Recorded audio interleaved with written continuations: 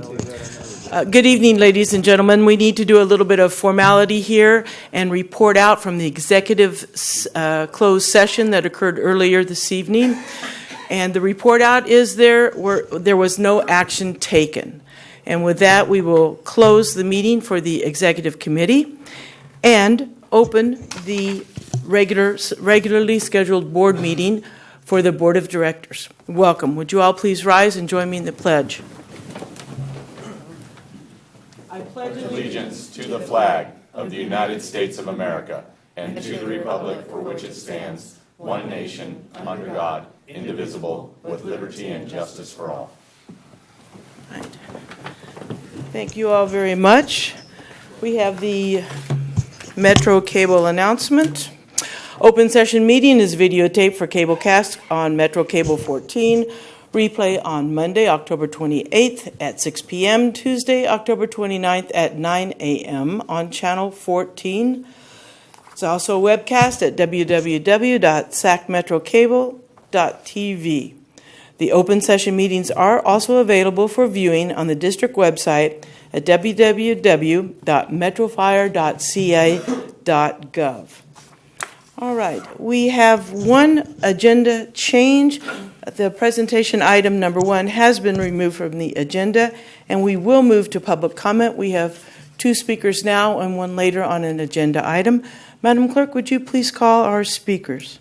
Because we are in the public opportunity to discuss matters of public interest within district jurisdiction, including items on or not on the agenda. Yes, our first speaker this evening is Mr. David Warren. If you would join us at the podium, please.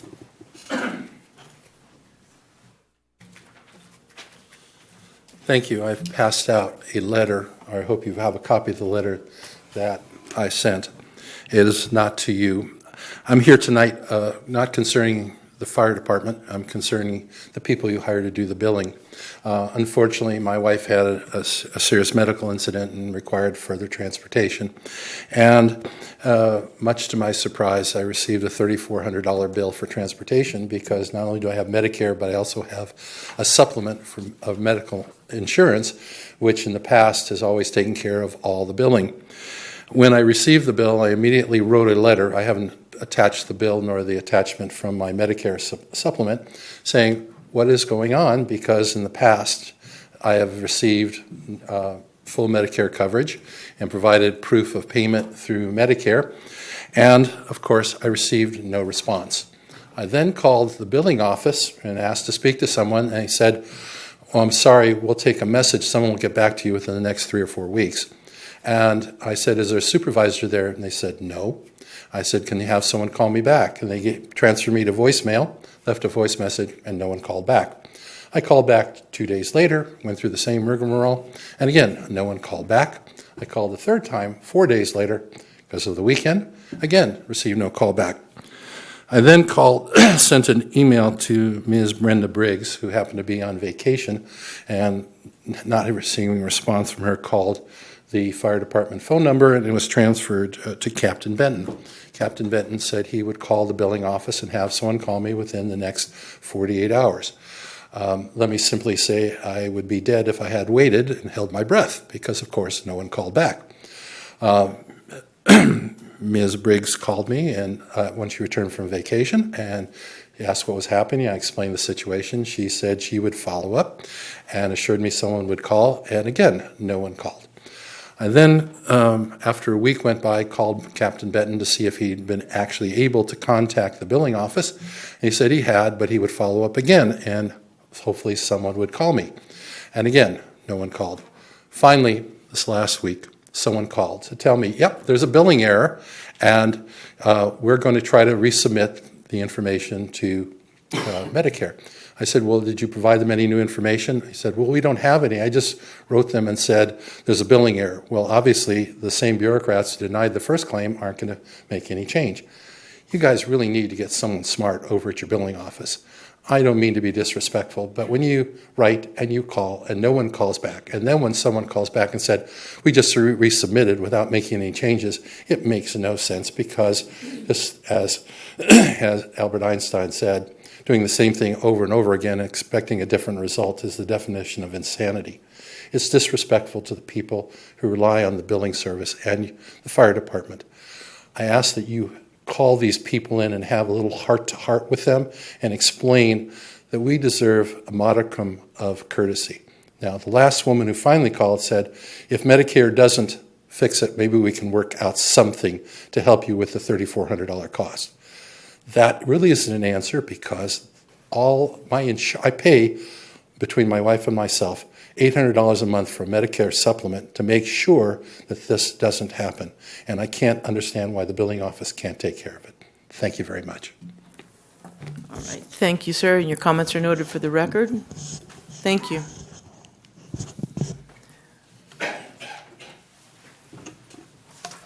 Okay, and I understand we have one additional speaker. Yes, our next speaker. Thank you, Chief, for taking care of that. Our next speaker is Ms. Helen Pearson.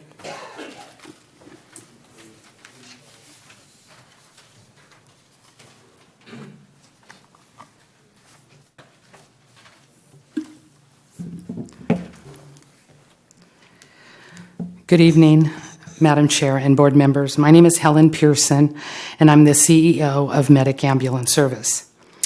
We are disappointed that the board put the RFP cancellation on the consent agenda rather than not using it as an action item for discussion. Medic Ambulance Service did everything throughout the process that we were asked to do. We don't understand why the bid is being canceled. The bid said the lowest, most responsible bidder would be selected. All the bidders knew this. It was said in black and white. We all knew that the proposals were going to be scored. The bid process had a review committee whom recommended Medic Ambulance. Medic also was the lowest, most responsible bidder. The message the board is sending is that you want AMR. So if this is the case, then why did you do an RFP at all? It was stated by the president of the union of AMR that Medic Ambulance had 15 to 20 active NLRB complaints. He said that at the June 13th meeting. Some of you might remember that. As we stated at that meeting, and I want to repeat it, that was a false, slanderous lie. We have only one, and that goes back to 2017. This was one just of the many false and misleading statements made that night regarding Medic Ambulance. We have grave concerns with what the AMR union has done. One of them being that on the night after the meeting, they put on their social media that they had met with 4 members of the board and that they were proud and patted themselves on the back that all 4 of those members had voted against the contract. You see, Medic didn't get a chance to meet you or come to board meetings because we were told not to contact the board members while this process was going on. We followed the rules. As a local business person and a resident of Sacramento, I cannot tell you how very disheartening this is to be treated this way and have the rules of the RFP be rewritten, especially in the last minute, to throw away the RFP that has already been done. We just wanted you to be aware of our thoughts and urge you to do the right thing. And I thank you for your time. Thank you for your comments, ma'am. It's noted on the record. Okay, at this point, we will be convening to close session. Please stick around. We should be back shortly. Thank you.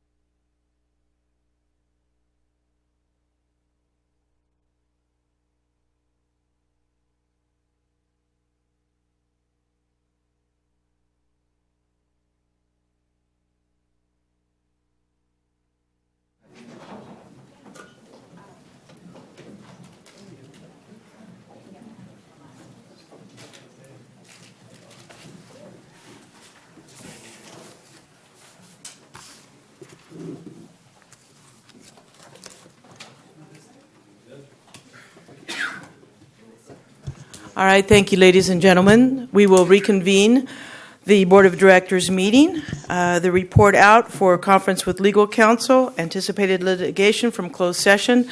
The report is no action was taken. I do have two brief announcements before we take consent. One is that after our action items, we will adjourn for a few minutes to go down and admire our wrapped engines for the cancer awareness prevention timetable that we're in. And also, we will be closing the meeting with a moment of silence for Deputy Brian Ishmael. And with that, Chair will entertain a motion for consent. So move. Second. It's been moved and seconded. Please call the roll. Director Sailors. Aye. Gould. Aye. Sheets. Aye. Kelly. Aye. Wood. Aye. Clark. Aye. Barnes. Aye. And Jones. Aye. Motion passes. Thank you. All right, we're going to move to action items. Action item number 1, sale of real property, Kenneth Greenback, Citrus Heights. We have our Economic Development Officer, Manager, Jeff Fry. Welcome to the podium. Well, thank you, Madam Chair, and good evening, Board Directors and Chief Harms. As you just said, I'm here to walk you through a staff recommendation to authorize the fire chief to execute the sale of a vacant lot at the corner of Kenneth and Greenback. And I just want to say up front here that this process we just went through is really about the process as much as the outcome, and I think I'll make that clear through this presentation. But if you recall, back in January 2017, we brought this to the board to essentially allow us to declare this piece of property as surplus and move forward with the process. And we started that with an appraisal, and I think that's just common best practices in a public government setting, and creating some kind of transparency for the public and how we handle these dispositions. That appraisal came back at $750,000. With some experience in the appraisal world and the development world, we knew as soon as we got the appraisal that was really high. And I will tell you the standard practices of the appraisal profession, referred to as USPAP, and how developers determine value that they're willing to pay for a piece of land are very, very different processes, and rarely do they match. But as a matter of process and being in a government agency, we started with the appraisal price, and then offered that price to all of the local agencies as required by the California Surplus Land Act. At that point in time, the Citrus Heights Water District did express interest. We had a quick couple of conversations and talked about the price, and at that price, they just felt it was entirely too high and it wasn't for them at that time. So we moved forward, retained CBRE to market this as a potential commercial site, slightly different than the 33 sale as a residential site, and began to market it as such. And we went through a process, again, as much for transparency as anything, where we started with the appraisal price, exposed it to the market, did the marketing blasts and emails, try to get developers to come take a look at it. And through a process, we would essentially market the price, drop the price, remarket it, and went through that over about 2.5 years until we finally got to the price of $300,000. Which was essentially pushed out through marketing efforts on August 15th. I thought from my experiences, what I know of the market, that would have been about the number that we would have started getting some interest. And it really didn't happen right away. We got some just mild phone calls, maybe a letter of interest that we wouldn't call a real offer. And typically what we mean by a real offer is a lot of the times potential developers will try to submit some kind of price with very little deposit or cash down and try to tie up the property for a year or two as a due diligence period, and then use that as an opportunity to renegotiate price way down the line after you've already committed. So our partners at CBRE are very familiar with these, quote unquote bad actors, and were able to talk us through when we were getting those type of offers. So after a couple of months at this $300,000 price, I started to actively make calls to see how do we get some interest at this price, and recontracted the water district. We thought at this price they might be interested, and as it turns out, they were very interested. So they moved forward and got the information materials to their board last week, and they were quickly approved to move forward with the offer you see today. We had a number of conversations with the water district last week about how this would happen, and that is what you see in front of you with the letter of interest. This is going to be done in two parts. It's pretty standard when dealing with water agencies in this type of process. What you have is a option, which is a separate agreement, and it allows for a 2-year process. The compensation to us, the fire district, is $5,000 for that process. And during that time, they're going to do their due diligence. And that'll include some boring, some well testing to see in fact that there's water there and it's usable. And that process is expensive and takes time. In best case scenario, that's a 9-month process. Can take 12 to 16 months, depending on winter months and so forth. So they ask for a 2-year option. And if they get the results back that they truly expect to get back, then they would essentially, out of that option to purchase, execute it, and we would move forward with the purchase and sale agreement. And that purchase price there you see before you is the $300,000. So we feel good about it. I think kind of lessons learned from Station 33. We like that this is a public agency, and it's going to support another local agency. We feel that it is a real offer coming from a public agency, and we feel good, even though this could be a year or two process, we feel good about it. We were assured by the director of operations there that they've done this type of contract twice before, and in both occasions they found what they were looking for, the water that they were looking for, and it ultimately did or will result in a sale. So we felt like this was strong enough to bring to the board for your consideration. A couple of points that I just want to note, especially in lessons learned from the sale of 33. We heard from the public there, we quickly heard that there is some value into directly engaging citizens that are directly around the site to get input from them. We did have that in mind in this potential transaction. Ultimately did not move forward with that, and I have 3 reasons I think you'll find valid. First is this is another public agency. It's not a private party. They have done some preliminary outreach about the potential site as a water site. No real response, no concerns. Second part of that is there is an option and sale. This is going to be a long process. So in essence, the soonest we'll execute a purchase and sale agreement here is probably a year out, in comparison to the 2 weeks that happened in Station 33 situation. And the third and the biggest reason is the CEQA process. So I'm sure if you are familiar with CEQA, the California Environmental Quality Act, essentially what happens as a part of that process is if you propose development, there is a public engagement period that is always included in CEQA. And at that point in time, the proposer, in this case the water district, is obligated to get to have public contact and sort through any issues that the public may have. So I think with those 3 pieces, this is a very different scenario here than what we experienced with the sale of 33. And finally, if the board were to take the staff recommendation, there will be a review of documents. Right now, we just have that letter of intent. There will be the option agreement and the purchase and sale agreement. We will follow best practices, take that for legal review, and make sure everything's in place to protect the district. So with that, I will end my presentation here and ask for any questions. Are there any questions for Mr. Fry? Comments, sir? Jeff, thanks very much for that explanation. It was very clear, and I'm really happy to see that we're doing it with the Water District as another public agency.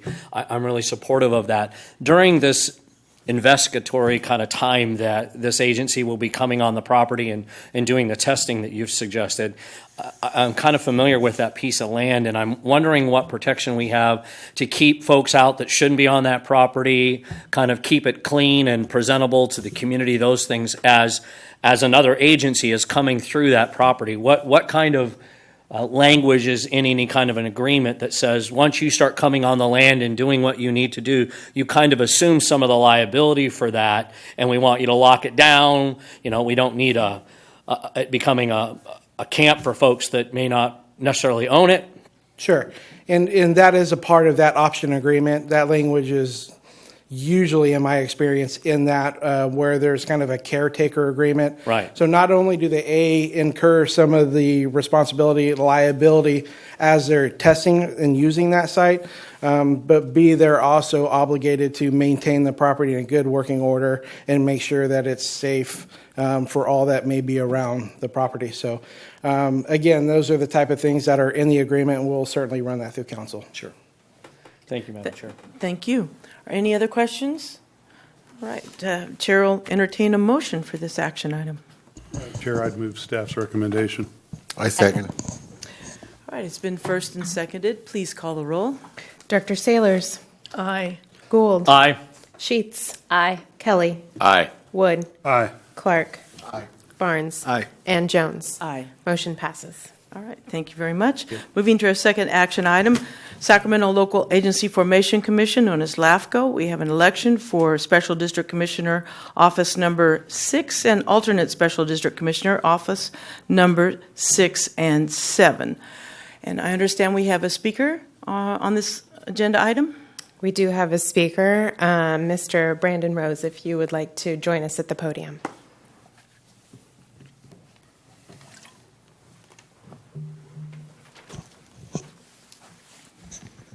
All right, well, good evening. My name is Brandon Rose. I am the SMUD Ward 1 board member. My territory is Citrus Heights, Orangevale, Fair Oaks, and half of Folsom. So I represent about 120,000 voters. I'm here tonight because I am one of the 8 candidates that threw their name into the hat for this LAFCO special district election. So it is quite a full pool of people, and really I've found, I'll tell you a little bit about my background and my experience, it's best to come and put a name and face together so you know who I am.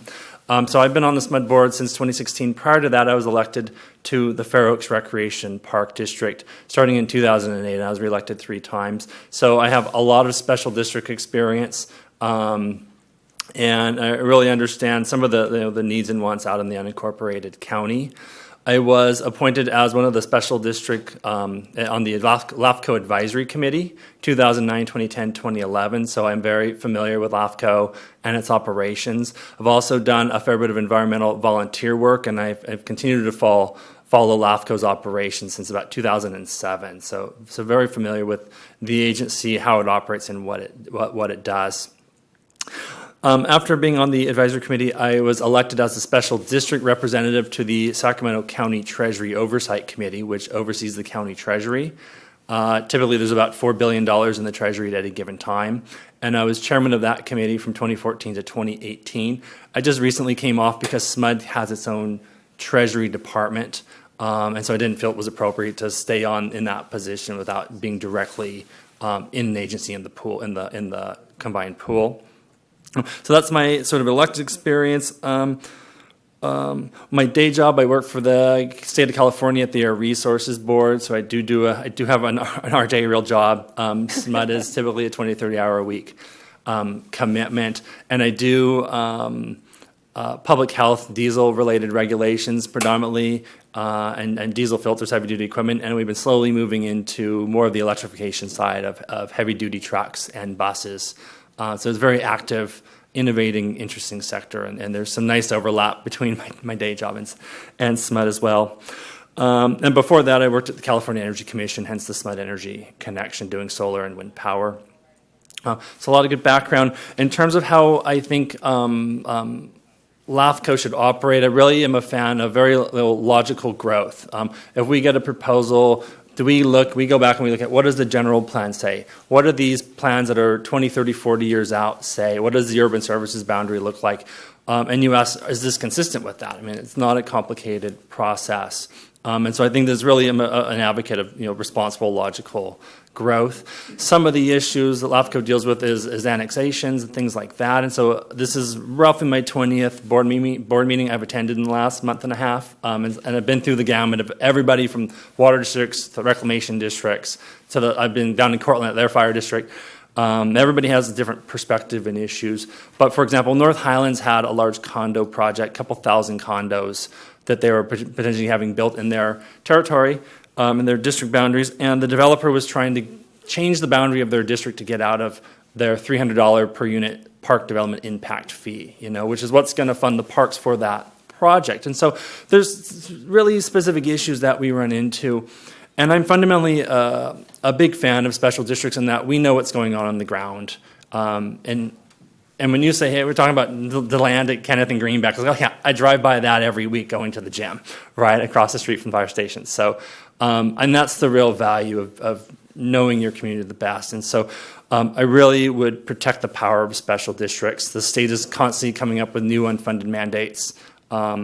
And the county, and so I really would be an advocate to make sure our power as a special district is maintained and not taken away.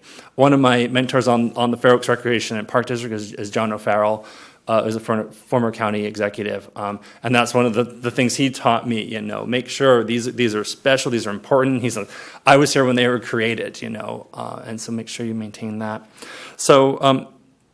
I could probably keep talking about myself, but I think that's a sort of a decent background. It's a crowded field, but I've definitely been getting out to as many meetings as I can. I would certainly appreciate your support. And if you have any questions, feel free to shoot away as well. Yeah. Thank you, Mr. Rose. Are there any questions from any of the directors? All right. Thank you very much. Thank you. All right. Do we have any other speaker cards? There are no other speakers. All right, so we have the commissioner office, and then we also have the alternate special district. And I would like to take this opportunity to nominate, to make the motion to nominate Brandon Rose for the special district commissioner. I'll second that. Thank you. Any comments? All right, please call the roll. Dr. Sailors. Aye.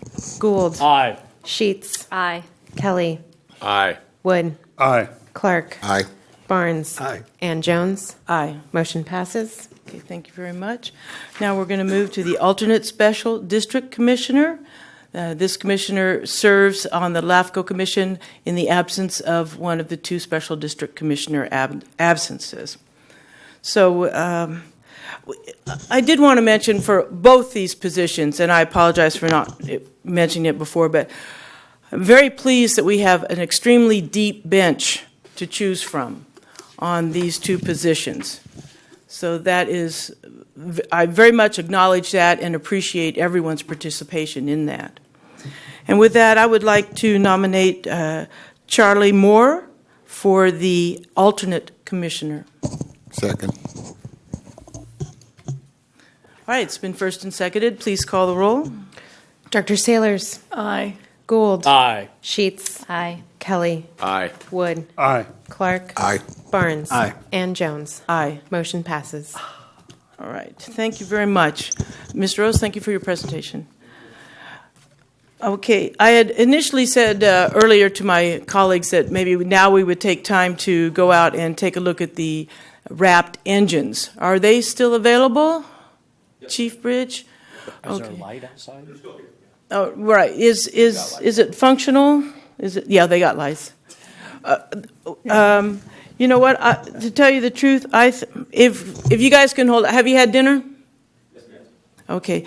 I would like to power through and finish up with the report so we can take our time out there and visit and look at, in the compartments, check out the gear, and talk with our firefighters. So if you can please bear with us for a few more minutes, I'd appreciate that. What? That means make the reports really short. Oh, I didn't say. Pressure, Chief. Okay. President's report, met with Cordova 2x2. Very excellent. Appreciate it. It was a terrific exchange of ideas, ongoing working together in cooperation. Fire Chief's report. Don't look at me like that. Good evening, directors. I just want you, when you go out there, is please be careful. And when you open up any cabinets or anything. Let crap fall and hit 'em? Let the membership open the cabinet first before you open up any cabinets that are out there. I'm sure everything is secured inside the compartments, Chief, as they always are. I think he meant to say, don't open compartments, Gay. No. I just guys, just don't let anybody open a compartment without you opening it first. So a few things going on. Point taken, thank you. The other day, it was a great day. We had a promotion ceremony here. We had 22 new engineers that were promoted, that competed through the process and are out in the district. Effective on November 11th, Mike Lozano will be promoted to assistant chief, and he will be the A shift commander.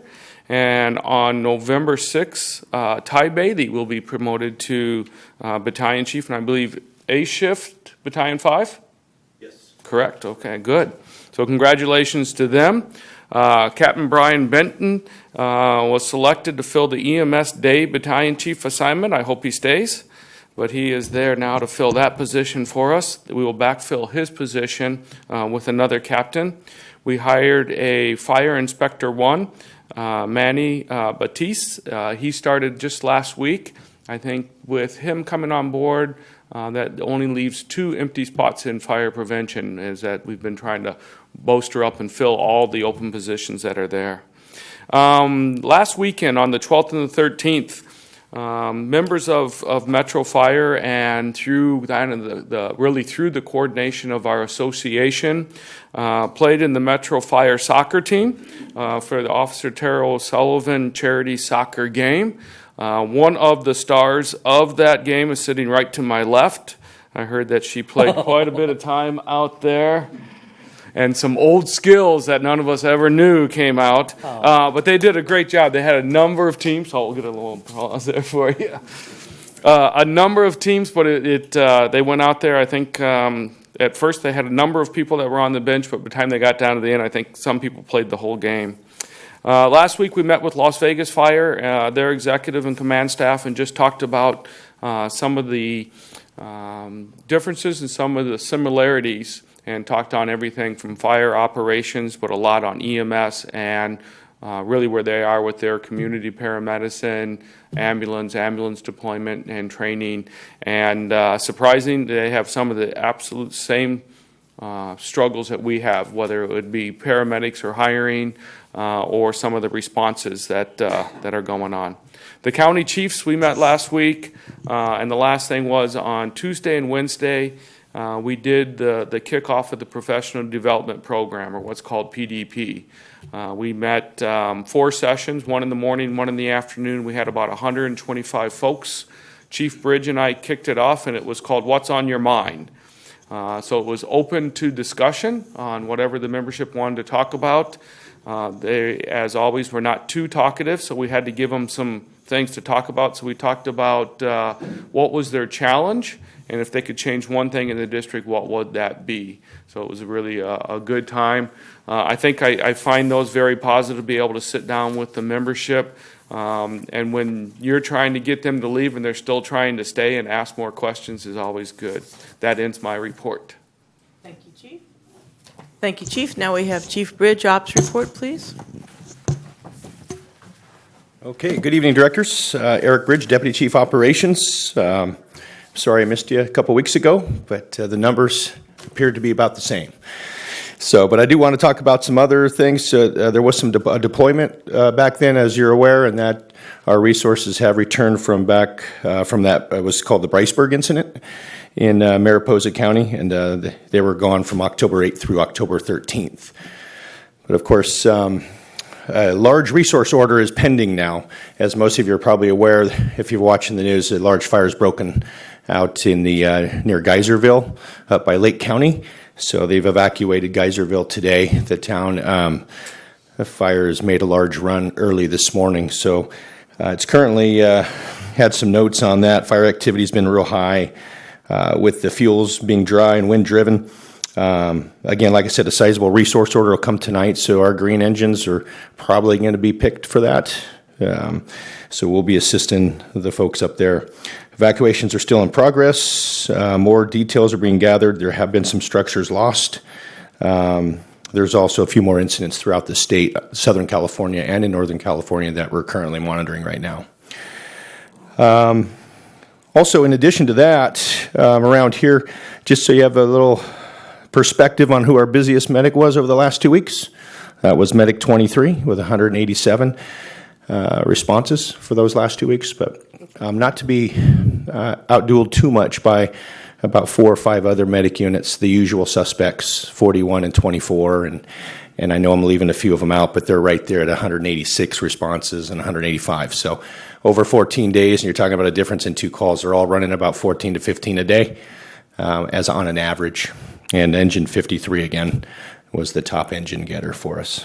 So with that, that concludes my operational reports, and I look forward to sharing the beautiful pink and blue engine out there with all of you. And I really want to big thanks out to the crews from 32 for coming out and sharing the time, and the rest of the membership that's here.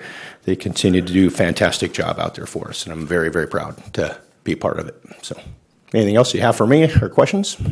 Any other questions? Thank you very much, Chief Bridge. All right, thank you. Appreciate that. All right, moving on to SMFD Firefighters Local 522 report. Good evening, President Jones, directors, Chief of Arms, and staff. Always wonderful to be here in front of you. I wanted to first also say I think the nomination of Brandon Rose is good for Metro. I think he's do a great job representing us in that role.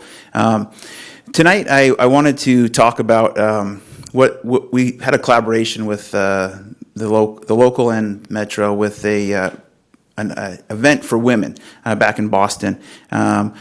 Chief Harms brought something to my attention, and basically the day of the executive meeting for 522, and we were able to kind of scramble and find some funds to be able to send 3 female members from 522, one from Metro, one from Consumus, and one from City, back to Boston, and kind of in a short time frame, on November 8th for a women's conference to cover everything from cancer to mental health. So we're going to, at 522, is going to cover the expense to fly back 3 of our members to Boston for that event, and can't wait to have that come home and hear about that, because as the fire service gets more diverse, and we've had these discussions, and in Metro, how do we move and cope with bathroom issues, and there's a variety of things we've all talked about. So I'm very proud that Metro and City and Consumers is sending a member back there for that event. So I appreciate Chief Harms bringing that to me, and then I also appreciate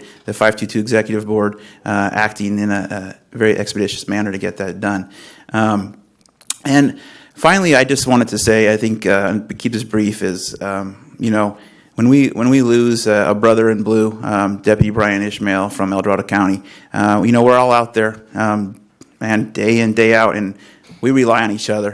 Police needs fire, fire needs police, and just being out on those overpasses to honor Brian as he went down Highway 50 is huge, and it's a huge shout out to the membership for the respect they show.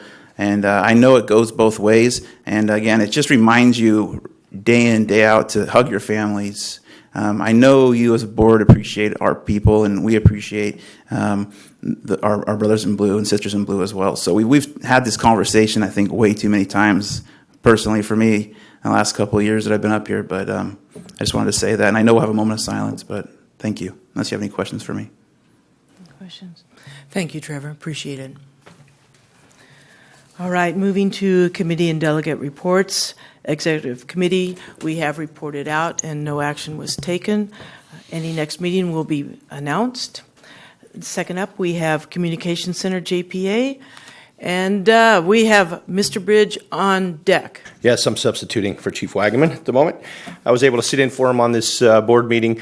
We did have a minor PAD adjustment for staff, which was budgeted for.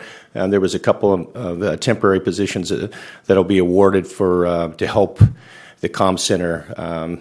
It was noted that there's been a gap in the human resources side and the admin side, and also on the EMS side in terms of quality assurance and QI stuff. So that was approved. Other than that, there was no other action taken, and our next board meeting will be right here on November the 12th at 9 o'clock. Thank you. Any questions regarding that item? All right, moving on, California Fire and Rescue, JPA. I'm confused about who would be reporting out. Is there no report out? No report. Thank you, sir. All right, yes, thank you for the laborious report. Well done. Finance and Audit Committee, Director Kelly, thank you. The Finance and Audit Committee met this evening. We received a report on the past 2 months. It's still early in the budget, roughly $227 million. So we will continue to keep an eye on things. Thank you, sir. Policy Committee, Director Gould. Policy Committee may meet November 14th, 5:30 in these chambers. Thank you, sir. All right, board member questions and comments. I'm going to start away to my left, and we'll go across the board. Sir?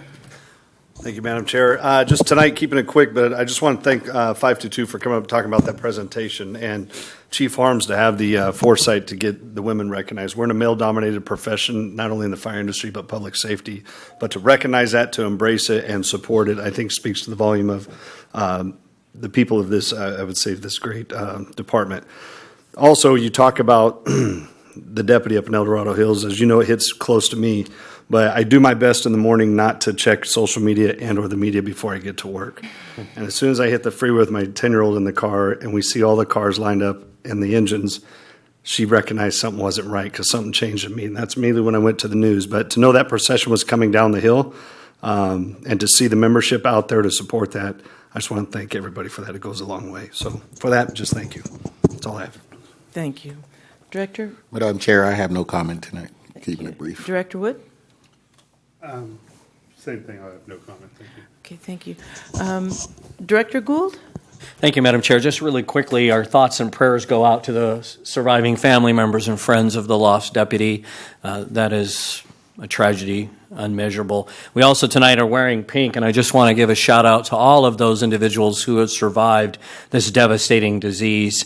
And our thoughts and prayers go to you as you go through those experiences. And we should wear pink every day, because if it wasn't for the women of the world, we'd be in serious trouble. Thank you. Director Sailors? I also want to thank Chief Harms for recognizing the women on the departments and getting them back to Boston, and thanks to 522 for making sure that they have funding to get back there for that. And also thank you to 522. A year ago at this time, I was campaigning very heavily with 522's help for this position right here that I'm sitting in. So thank you, Trevor, for all your help, and 522's for supporting me. And my hearts and thoughts are with the deputy that passed yesterday. Mm-hmm. And that's it. Thank you very much. Okay, thank you very much. We have two items here, and the one is thank you, Local 522, for supporting. Is that an outgrowth from Women in the Fire Service and Firework? And as a founding member back in 1982, I appreciate the sustained support that the fire service as well as firefighter unions contribute to that effort. And, well, we're doing it again. Would you all please rise in a moment of silence, sir? Oh, I'm no, I gotta. Did you want it? All right, moving on. Would everyone please stand for a moment of silence for Deputy Brian Ishmael?